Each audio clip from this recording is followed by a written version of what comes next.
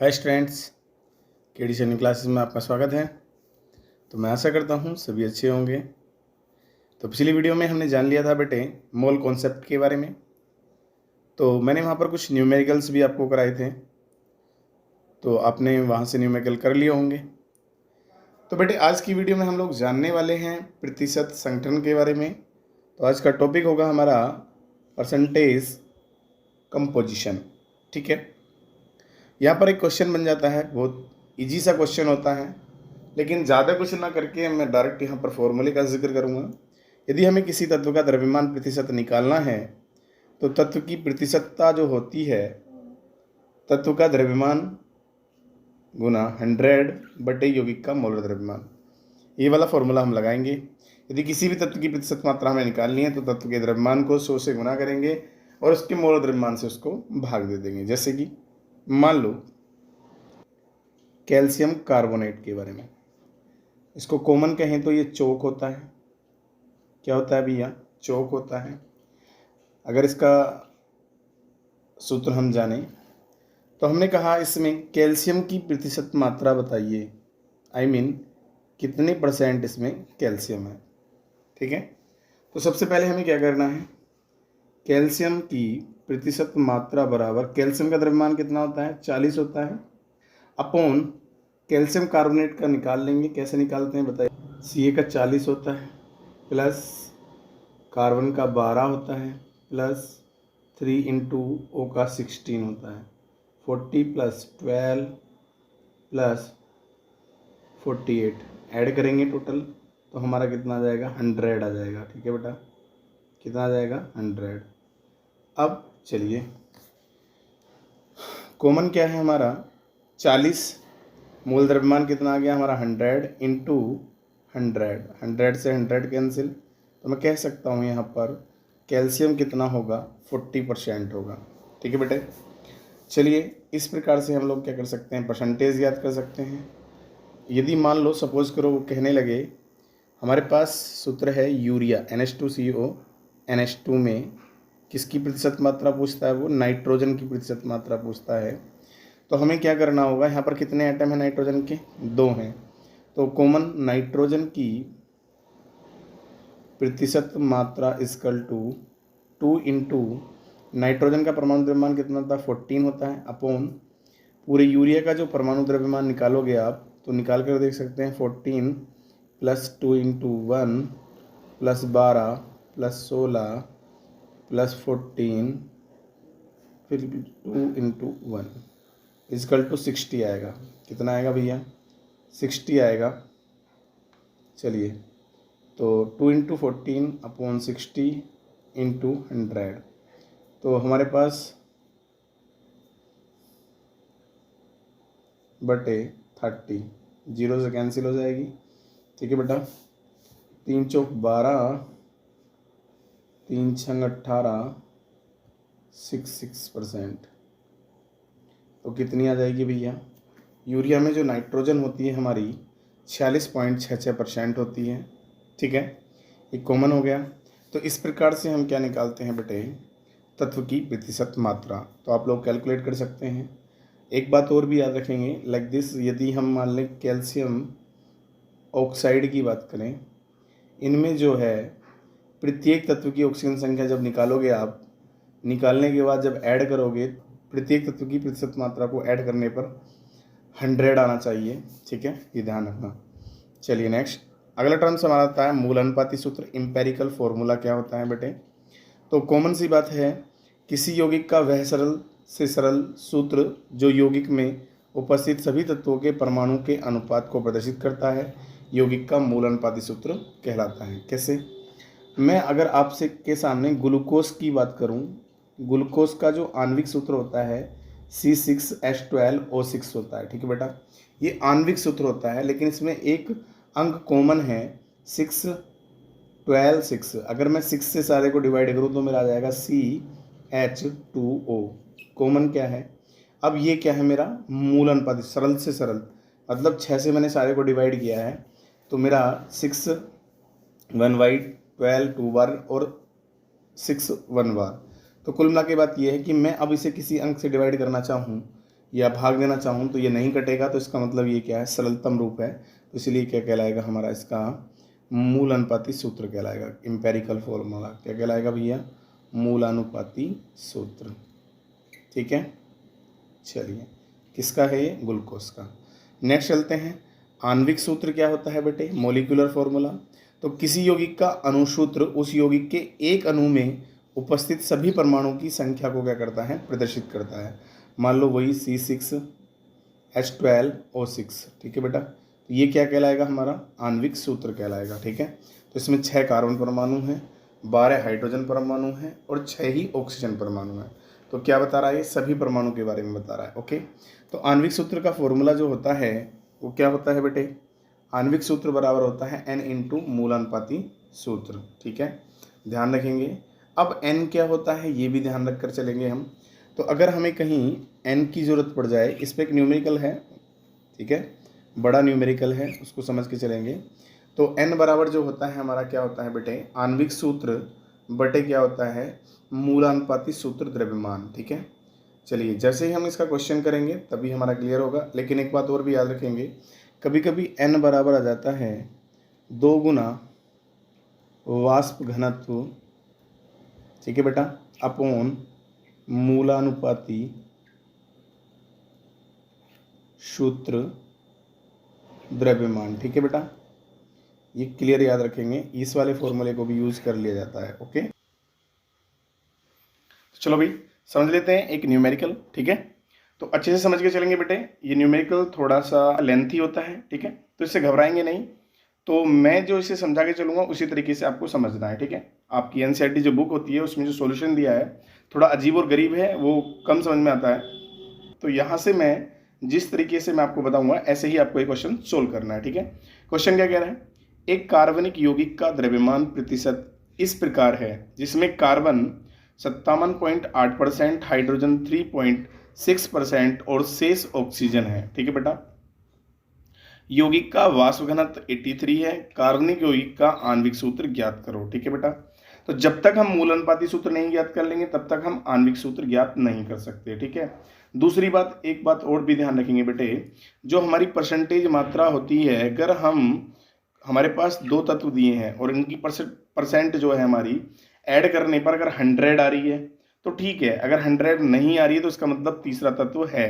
तो यहाँ तो कॉमन उसने लिख के दिया है शेष ऑक्सीजन है, अगर ना दिया हो तो आप पता लगा सकते हैं। ठीक है बेटा, तो हम क्या करेंगे, कार्बन और किसकी भैया, कार्बन की प्रतिशत मात्रा प्लस किसकी भैया, हाइड्रोजन की प्रतिशत मात्रा ऐड कर लेंगे।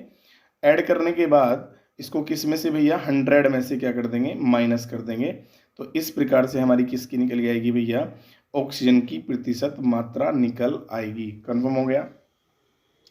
फिर से एक बात ध्यान देंगे, 100 में से कार्बन की और हाइड्रोजन की प्रतिशत मात्रा को ऐड करके 100 में से घटा देंगे तो जो निकल के आएगी हमारी किसकी आएगी, ऑक्सीजन की आएगी। ठीक है, कंफर्म हो। चलो चलते हैं। तो हमारे पास कार्बन की, जरा ध्यान से समझ के चलेंगे बेटे। तो सबसे पहले क्या बनाएंगे हम लोग, एक क्या बनाएंगे, टेबल बनाएंगे। 1 2 3 4 5 खाने हम ले लेंगे। ठीक है, तो जिसमें सबसे पहला ऊपर हमारा हो गया तत्व, द्रव्यमान प्रतिशत, परमाणु अनुपात, सरल अनुपात और सरलतम पूर्ण संख्या। ठीक है, अब हमारे पास 3 ही तत्व हैं, कार्बन है, हाइड्रोजन है और क्या है भैया, ऑक्सीजन है। और तीनों का द्रव्यमान प्रतिशत कितना है हमारा भैया, 57.8, 3.6, 38.6। कंफर्म हो गया। फिर हमें निकालना होता है बेटे परमाणु अनुपात। तो ध्यान देना, परमाणु अनुपात में क्या होता है, तो परमाणु अनुपात हमारा होता है द्रव्यमान बटे मोलर द्रव्यमान। ठीक है बेटे, तो इस फॉर्मूले से हम लोग निकाल सकते हैं। ठीक है, तो यहाँ पर कार्बन का द्रव्यमान कितना है भैया, हमारा 57.8 है। तो हमने क्या काम किया, कार्बन का जो होता है वो कितना होता है भैया 12, हाइड्रोजन का कितना होता है 1, ऑक्सीजन का कितना होता है 16। ठीक है, तो 57.8 को हमने 12 से क्या किया है, डिवाइड किया है, और 3.6 को 1 से डिवाइड करेंगे यहाँ पर। ठीक है, और 57.8 को 12 से डिवाइड किया और 38.6 को हमने 16 से डिवाइड किया। तो कैलकुलेट करने के बाद हमारे पास जो आंसर आए ये आए। अब हम नेक्स्ट निकालेंगे सरल अनुपात बेटे। तो सरल अनुपात कैसे निकालते हैं बेटे, सरल अनुपात में जो हमारा परमाणु अनुपात सबसे छोटा होता है, देखो सबसे छोटा कौन सा है हमारा 2.41 है, ठीक है, 3.6 से कम है ये और 4.82 से। तो जो हमारा परमाणु अनुपात सबसे छोटा होता है या सबसे कम होता है उससे तीनों को क्या करेंगे अब डिवाइड करेंगे, ठीक है, सरल अनुपात में। देखो इसका कितना है 4.82 है, तो इसको किससे, इससे हमने क्या किया है 2.41 से डिवाइड किया, 3.6 को 2.41 से और 2.41 को 2.41 से। तो हमारे पास जो आया सरल अनुपात निकल कर ये आया। लेकिन अब कंडीशन ये आ गई है, हमारे पास सरल अनुपात जो है पूर्ण संख्या नहीं है। जब सरल अनुपात बेटे पूर्ण संख्या नहीं होता है तो हमें, जिसमें कैसा हो भैया पूर्ण संख्या ना हो, उसमें एक ऐसा गुणज लेकर गुना करेंगे जिससे वो पूर्ण संख्या हो जाए, लेकिन उसकी गुना फिर सभी के अंदर करेंगे, इसमें भी और इसमें भी। अब 1.49 लगभग समथिंग 1.5 के होता है, तो इसमें 2 की गुना करें तो पूर्ण पूर्ण 1.5 दूनी 3, मतलब पूर्ण पूर्ण 3 हो जाएगा। तो देखो 2 की मल्टीप्लाई करने पर 3 पूर्ण हो गया, लेकिन 2 की मल्टीप्लाई फिर इसमें भी करनी होगी 2 इंटू 2, और यहाँ पर 1 है तो 2 इंटू 1। तो अब हमारे पास सरलतम पूर्ण संख्या जो आई 4, 3 और 2 आई। तो सबसे पहले हम कहेंगे यहाँ से कार्बन की कितने हैं संख्या 4, हाइड्रोजन की कितनी है भैया 3 और ऑक्सीजन की कितनी है हमारी 2। तो यहाँ से हमारा निकल के आएगा बेटे मूल अनुपाती सूत्र। तो देखो कार्बन की संख्या 4 आई थी तो C4 आ गया, हाइड्रोजन की 3 आई तो हाइड्रोजन 3 आ गया, ऑक्सीजन की 2 आई, ठीक है। अब हमें क्या करना होता है बेटे, मूल अनुपाती सूत्र के साथ पहले हमें निकालना होता है मूल अनुपाती सूत्र द्रव्यमान। तो द्रव्यमान में कॉमन हमारे पास कार्बन के कितने हैं 4 हैं, तो 4 गुना कार्बन का परमाणु द्रव्यमान अभी हमने पढ़ा 12 होता है, यहाँ पर जाना, ठीक है बेटे, कितना होता है 12 होता है, ओके ठीक है। चलिए अब उसके बाद हमारे पास हाइड्रोजन कितने हैं 3 हैं, तो 1 गुना 3, क्योंकि हाइड्रोजन का परमाणु द्रव्यमान 1 होता है, ऑक्सीजन के 2 हैं तो 2 इंटू 16 आ गया हमारा, ठीक है। तो ऐड करने पर टोटल हमारा 83 आ गया, ठीक है। लेकिन हमें पता है मूल अनुपाती सूत्र द्रव्यमान हमारा निकल के आ गया कॉमन। अब हमारे पास सवाल में क्या दिया है बेटे, सवाल में दिया है हमको वाष्प घनत्व, और कितना दिया है 83 दिया है, कितना दिया है भैया 83 दिया है। तो हमारे पास आणविक द्रव्यमान बराबर होता है हमारा 2 गुना वाष्प घनत्व, तो 2 गुना 83 में गुना करेंगे 166 आ जाएगा। तो अब हमें क्या निकालना है, सबसे पहले यहाँ से n की वैल्यू निकालनी है, और n का फॉर्मूला हमारा होता है क्या बेटे, आणविक सूत्र बटे, ठीक है बेटे, आणविक सूत्र बटे क्या जाएगा हमारा मूलानुपाती सूत्र भार, क्या जाएगा बेटे मूलानुपाती सूत्र भार, ठीक है। चलिए तो कॉमन यहाँ पर रख देंगे इसी फॉर्मूले के अकॉर्डिंग 166/83। तो हमारे पास n की वैल्यू कितनी आ गई भैया हमारी 2 आ गई। अब हमारा आणविक सूत्र जो होता है बेटे, क्या आणविक सूत्र जो होता है, तो आणविक सूत्र बराबर क्या जाएगा हमारा, आणविक सूत्र बराबर मूलानुपाती सूत्र की होल n, ठीक है बेटा, क्या जाएगा होल n। अब मूलानुपाती सूत्र क्या था हमारे पास C4H3O2 की होल n, और n बराबर क्या आया हमारे पास भैया, तो C4H3O2 की होल 2।